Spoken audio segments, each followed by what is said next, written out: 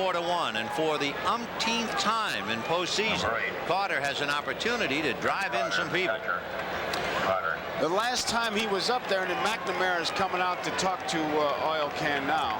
The first walk in the game given up by the Can. They were throwing curveballs to Carter, but see what happens here. We'll see if that walk is a distress signal. Whether John just trying to soothe his feathers. Can looks like he's pleading his case to a very tough judge. He's got his mind made up. He just wants to hear how Oil Can is answering his questions. Okay. If John wanted to take him out, he'd have hooked him right there. Go out there with your mind made up, and then you ask a few questions, and if they're tentative, boom, out. Well, here we go. Carter with the bases loaded. Santana at third. Dykstra at second. Hernandez at first. Gary's home run, a slam in '86, was against David Palmer of Atlanta.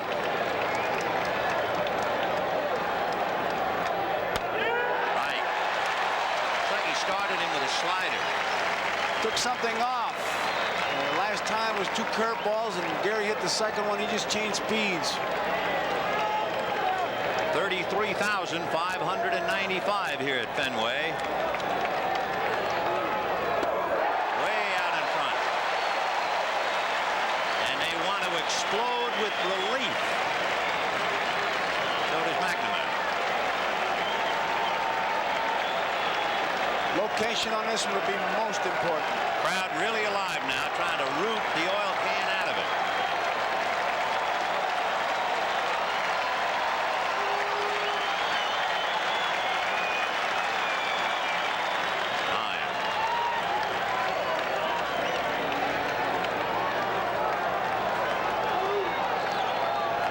Can's got his mind made up. He just wants to make sure that Gedman finally gets around to it.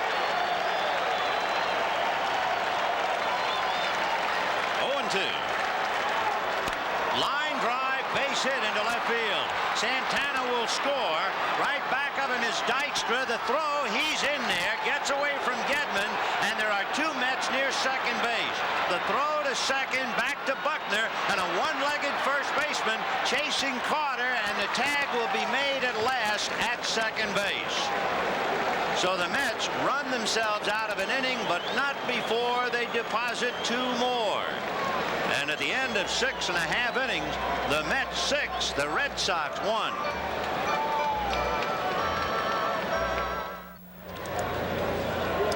Here is Rice making the throw. And now it begins. It goes to the plate, runs, scores, and they've got 2 base runners down at second base. And Carter's in no man's land. That's some race, isn't it? Carter's trying to stay in it long enough to let Hernandez try to come around and score, but no way he could do that. If you're keeping score, remember the throw started as Oil Can walks off downcast and disgusted. That last play went 7-2, 4-3-6. Well, he really has no one to blame but himself. The best pitch that Carter had to hit was the 2-strike pitch. He had a 2-strike count and gave a base hit away, and then the big clutch hit to Carter. Dave Henderson, spike on, and that's as quiet a 7th inning stretch as you will ever see outside of Shea Stadium. When we were there, the 33,000 stood up tentatively and then just sat back down. It is 6-1 New York in the 7th. Henderson singled and struck out.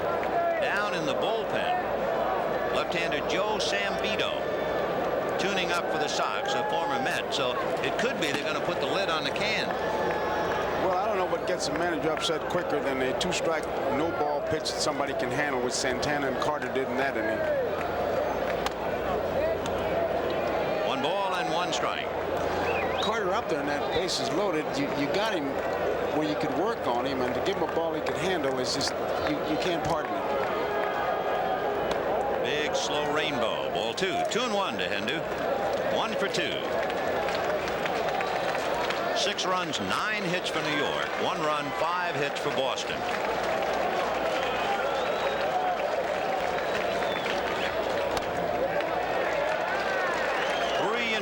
Count to Dave Henderson.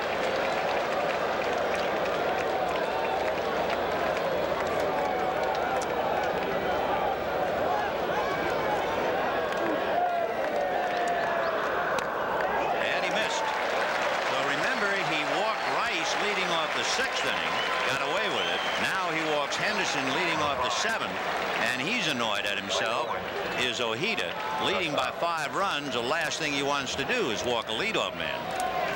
That's the 3rd walk that Ojeda has given up. 3 walks, 6 strikeouts. And here's Spike Owen, line to 3rd. And remember, Backman made a big play on him. And Johnson saw Backman throw out Owen, and then Boggs and Barrett single consecutively.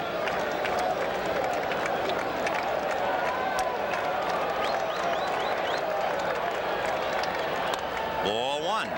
Especially in this ballpark, the one thing you want to stay away from is the base on balls. You got to make them hit their way on, and that's pretty much what Carter will do.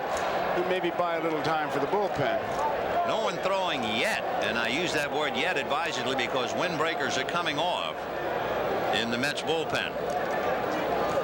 The Sox, as we know, Joe Sambito is getting ready, but they're moving around now in the New York bullpen.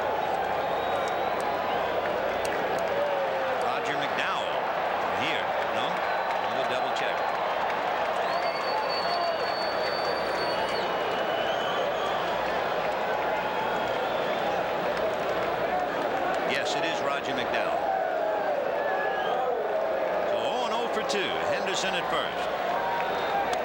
In there. 1-1. There's Roger. Sinker ball pitcher.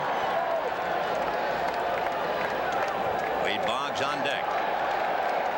Crowd coming alive. That walk just seemed to shake everybody up. Ball 2.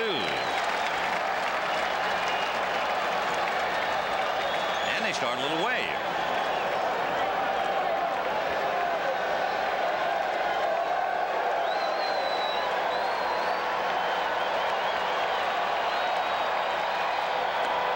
And he missed again. Ball 3. So Ojeda walks Henderson and is now behind a Spike Owen. That, of course, would be the cardinal sin to walk Owen at Fenway Park. How's he doing in a ratio, Joe? 57 strikes, 46 balls, 103 pitches. So I couldn't say that would get you an award. 3-1. In there.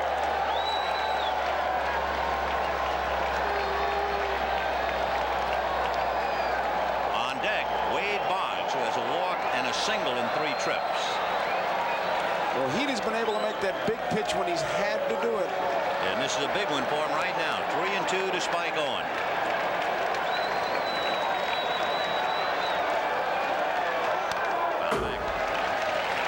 6-1 New York. Bottom of the 7th. Nobody out. Ojeda has retired the side in order only twice. In the 1st inning and in the 4th inning.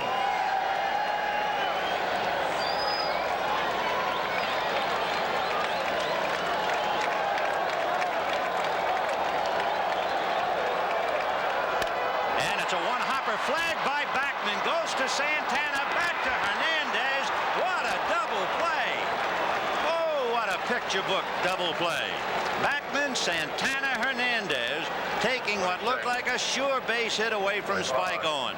Ball is well hit. Backman comes up with it, finds his man even though he's off balance, and Santana didn't wait that time. He knew who was running, and he makes a tremendous pivot. Here's the play right here to be off balance and give Santana such a good ball to handle. So Spike Owen should be 2 for 2 in his last 2 at-bats. He has been robbed twice, and each time would put a roadblock up against the Red Sox offense. In the 5th inning, Backman robbed him, and then you had singles by Boggs and Barrett. And now he takes the steam out in the 7th on a shot to right, and Backman turns it into a deuce. 2-0. It is almost a note of irony to see Wally Backman making dazzling plays and realize the only difference between these two teams in game one was the error by Tim Tuffle. Pop foul off third. Knight not quitting. He comes to the lip of the dugout, but it's back in. 2-1. Boy, that's got to bust you inside when you hit a ball that hard, and instead of a base hit, you hit into a double play. That's the difference between the major leagues and the minor leagues. And then the major league hitter Boggs coming up, instead of having people out there and the place going crazy, you have 2 out, bases empty. What a play. Well, that's what you tell the pitcher. Give us a chance. As we look at Tuffle, give us a chance to make a play, we'll make it. But a base on balls, there's no defense against that. 2-1. Popped in the air around the plate, and Carter says he has it. He Tough threw play. his mask away very early, and he winds up 4 feet in front of it. Wally Backman turned that inning completely inside out, just as he did the 5th inning, and it's 6-1 New York. 34-year-old Joe Sambito, born in Brooklyn, New York, but raised in the Houston organization, and he was a solid performer for the Astros, particularly back around 1979, 1980, and 1981. Then he had arm trouble, didn't play at all in '83. Eventually came out of the Houston organization, and the Mets picked him up. Then from the Mets, this year he wound up winning 2 no losses for Boston. Before joining the Red Sox this year, he hadn't had a save since April of '82. So Joe Sambito against the Mets, and it'll be Darryl Strawberry, Ray Knight, and Danny Heap. Strawberry has struck out and twice flied to center. 6-1 New York, battling to stay alive in the World Series. We're in the 8th inning.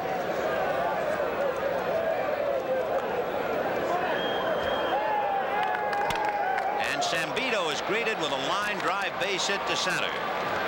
So Darryl Strawberry leads off with the base hit. That'll bring up Ray Knight. Oil Can Boyd went 7 innings, allowed 6 runs, 9 hits, 5 of the hits and 4 of the runs in the 1st inning. The Can walked 1 and struck out 4. Ray Knight aboard on the fielder's choice. Bad defensive play by the Sox, allowing the Mets to load the bases, and then Heap single to drive in 2 in the 1st inning. Knight since then popped up, grounded out. Kevin Mitchell is now out on deck, right hand or left, and he'll be hitting evidently for Danny Heap. So Mitchell, a switch hitter on deck. There's Kevin.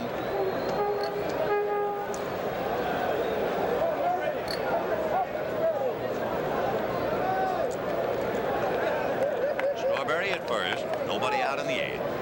6-1 Mets.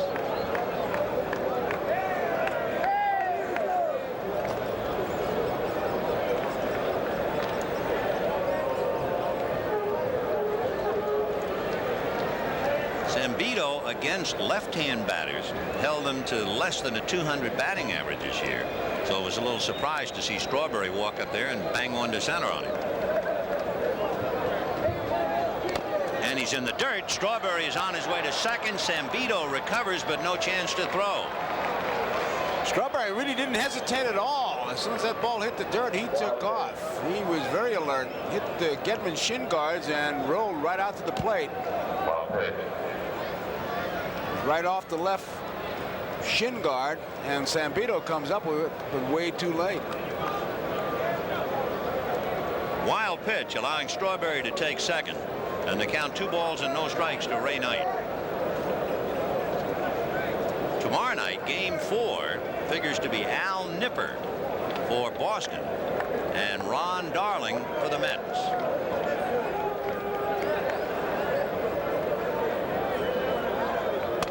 Off the mitt, and that thing really sailed. He crossed him up, man. I gotta believe that. Oh yeah, you know, basically Sambito is a sinker ball pitcher. Yeah, he had to cross him up on that one. We were just talking there.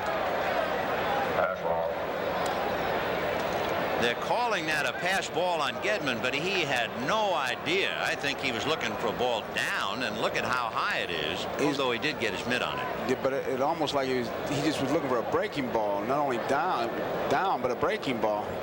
Now the infield's got to come in. And Bob Stanley is up in the Sox bullpen. So Strawberry at third, nobody out in the eighth. 6-1 Mets, and Knight trying to pick him up. Foul back. So they let him rip 3-0, and he fouled it away. You have Lee Mazzilli also coming out on deck, along with Kevin Mitchell.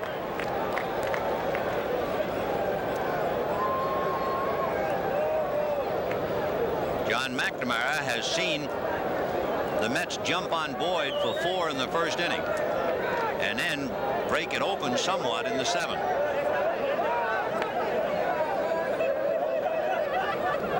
Ground ball inside third and down the line into the corner. So Strawberry scores easily. Knight into second base and holding.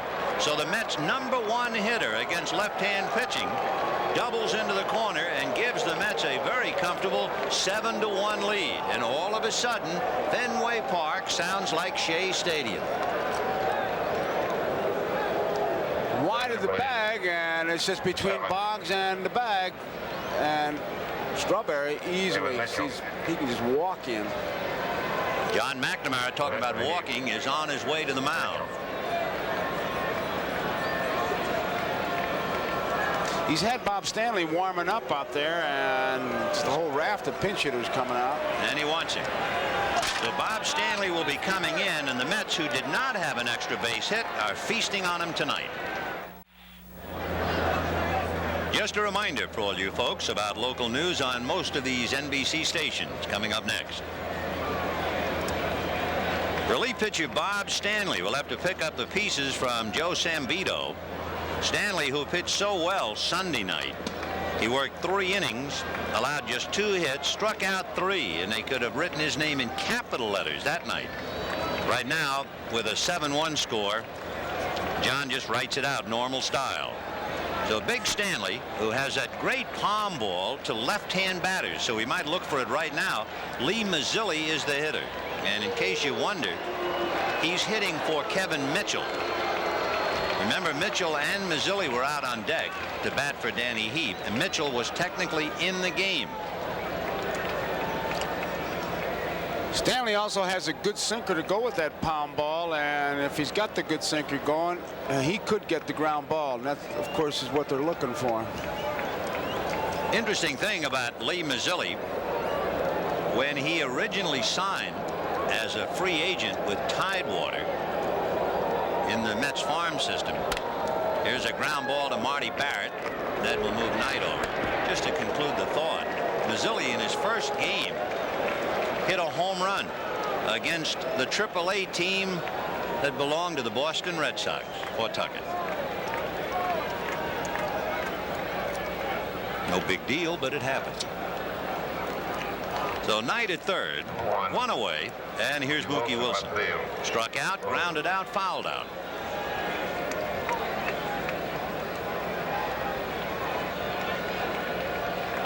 Fouled away. So far, anyway, the only writers capable of handling this story for the state of Massachusetts would be John Updike, Stephen King, or Robert Parker. It is 7-1 New York. The infield up. A strike to Mookie. 0-2. 7 runs, 11 hits for the Mets. 1 run, 5 hits for the Red Sox. This is where Stanley would be looking for that palm ball he threw Hernandez to get that big strikeout. 0-2. Fouled away. In the inning, Strawberry singled to center against Sambito. He was wild pitch to second, and a pass ball got him to third. Knight doubled him in, and Mazzilli grounds out. Knight taking third. Tim Lawler begins to air it out in the Red Sox bullpen. Foul ball out of play, and there was the palm ball. You could see Mookie kind of, you talk about a double clutch when you're defensive. He was double clutching with a hitting, trying to hold back on it. I'm not kidding you. When you get that off-speed pitch and you're really looking for something else and it's a real good one, you can almost feel your feet leaving you. 1-2, the count to Mookie Wilson. Then Al Nipper has gone home for the night. He's going to pitch tomorrow. He wants his rest, and so he watched most of the game, and he'll be ready for tomorrow. We just got that word. On the hands, and Mookie fought it off. Boy, that was a good pitch. Did a good job just to stay alive. 1-2. There's that pound ball once again. I was talking to Stanley about it. I said, not only the pound ball, look at the expression on his face, but you can see, there's the rotation. That's what the batter is seeing. 1-2, the count to Mookie Wilson. Fouled away again. For some reason, even in my day when they threw that thing, you know the feeling you get? You ever see something in a dryer by itself? It just tumbles. That's the feeling you get.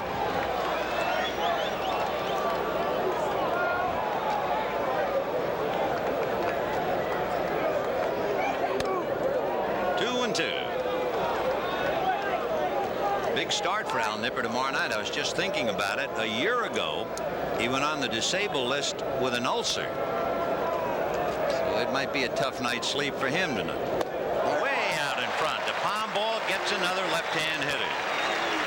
Big strikeout in that spot. Now the infield coach can drop back with 2 men out. He did what he had to do, get the ground ball. He lost the base, but he gets the strikeout. That's the 4th World Series strikeout for Bob Stanley. You could really see the rotation on that ball. And Mookie out in front had a good cut, but a little bit too far out in front.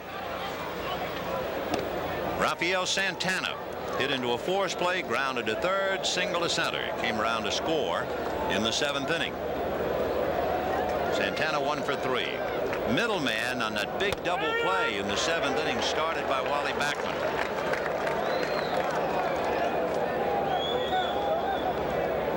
Santana also, when you think about it, in the 3rd inning, made a tough play look so easy. There's a comebacker to Stanley.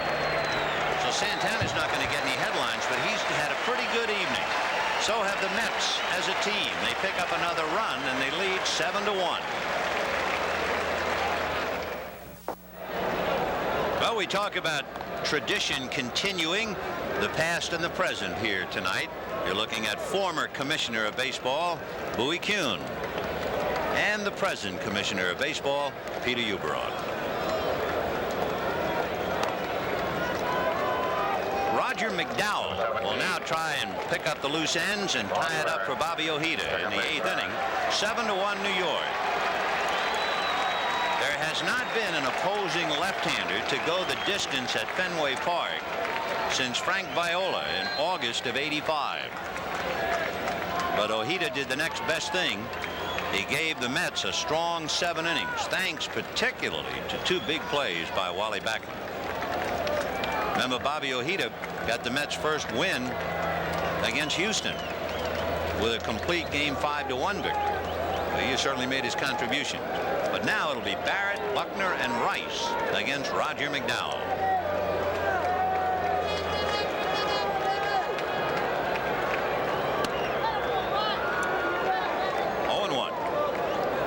With a great sinker, and Marty Barrett has hit back to the box and then singled twice against Ojeda.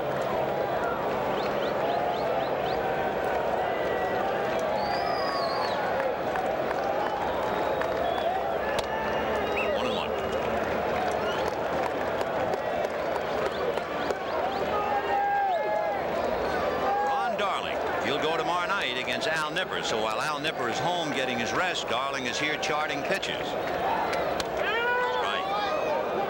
1-2.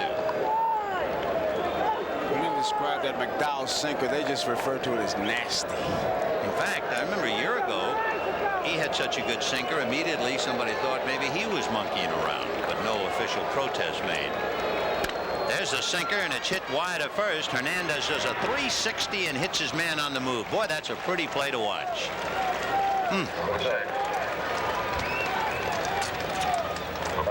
When you watch that play, the thing that Hernandez does, in addition to the 360, is he doesn't panic. Now he comes up, he finds his man right there. He made sure he knew exactly where he was.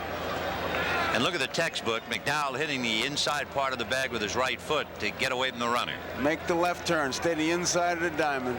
Practice that all spring training. Buckner flied to right, struck out, hit into a force play, and that's a strike. 0-1.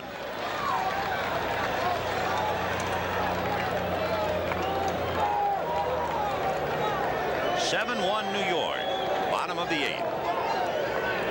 Game 4 tomorrow night. Al Nipper and Ron Darling.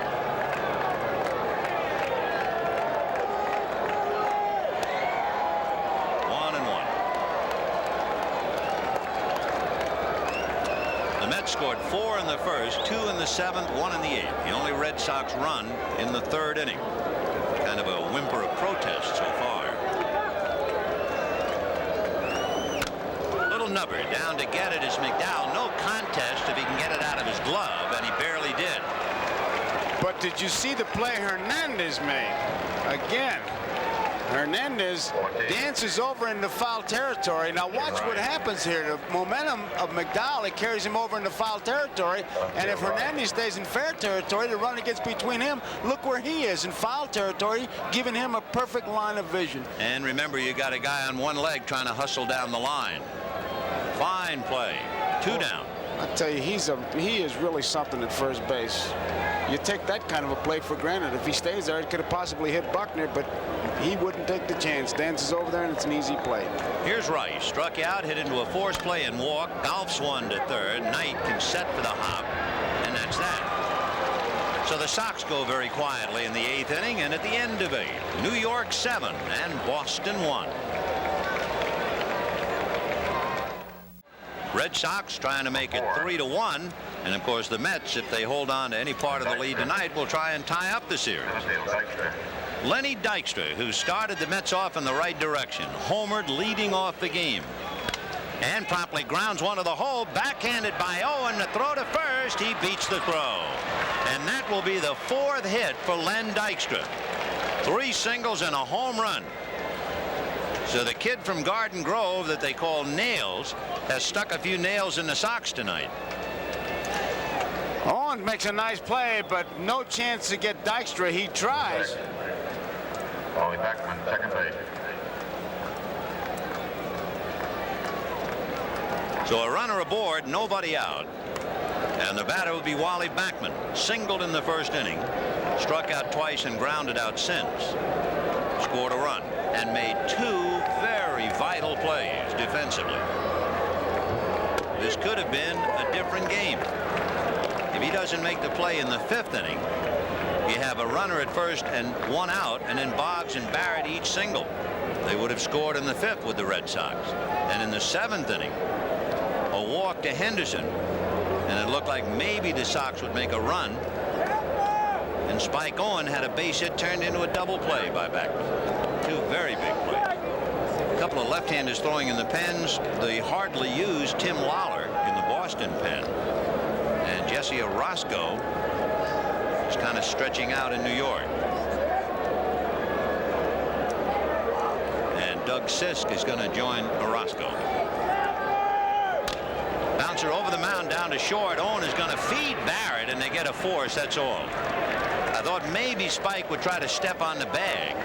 And by the time he was able to get the ball to Barrett, Barrett just had to get out of there for his life.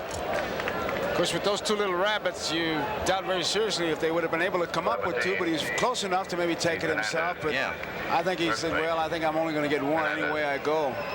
And Dykstra just made sure that Barrett didn't throw the ball.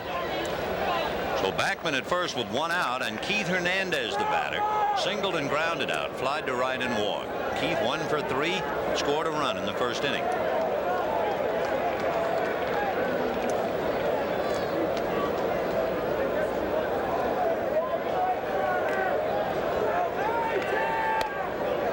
Ball 1.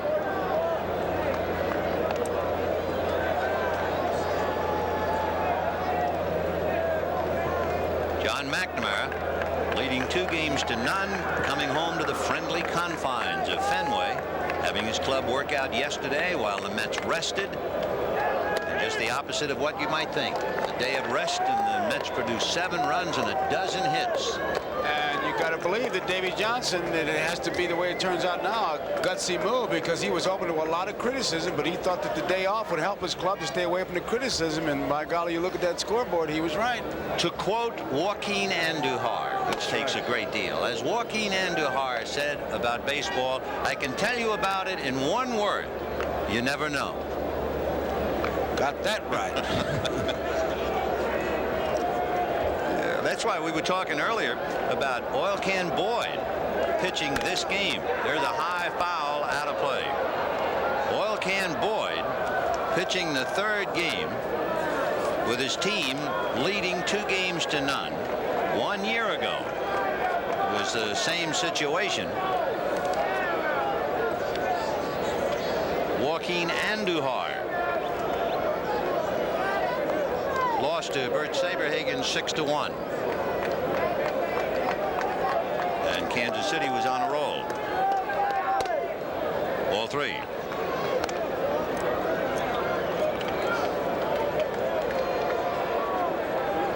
Three and 2 with 1 out. Buckner almost reluctantly goes over to the bag. Backman taking his lead. Let's see if they play run and hit. Nope. Instead, a base hit by a diving Boggs.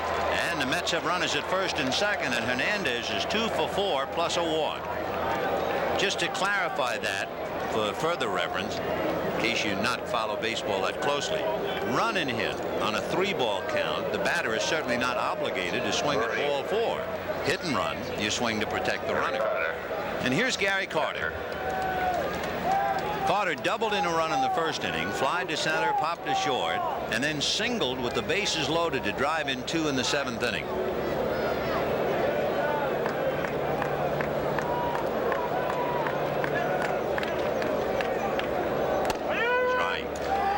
You look at that scoreboard, Vin, and you think about the Red Sox the other night, 18 base hits. The Mets have now put up 13 base hits, so the termites are out of the bat rack.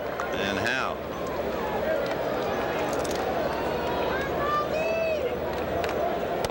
The Mets, who did not have an extra base hit in the first 2 games, had Dykstra homer leading off, Carter double.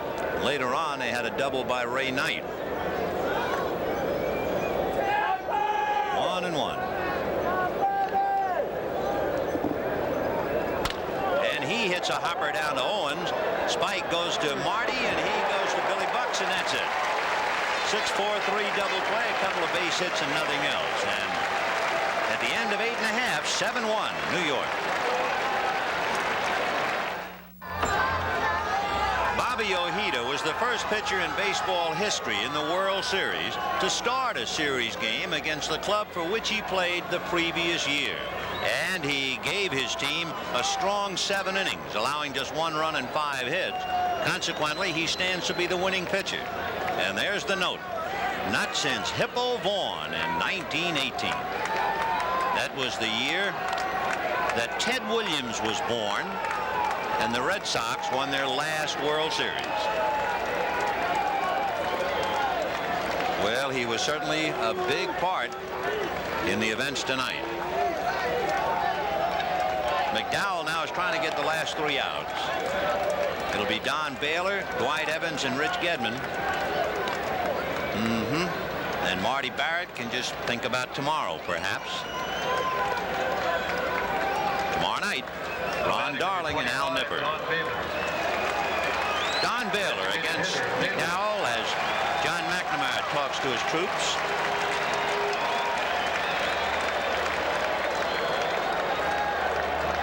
Not really much to say in the bottom of the 9th, down 7-1. Baylor doubled, grounded to short, and popped out. There was even a story on the double. Remember, Rice led off the inning. The count went 3-2. He was called out on strikes. He thought it was ball 4. Baylor doubled, but it was a non-productive inning. Don 1 for 3. He wants Harry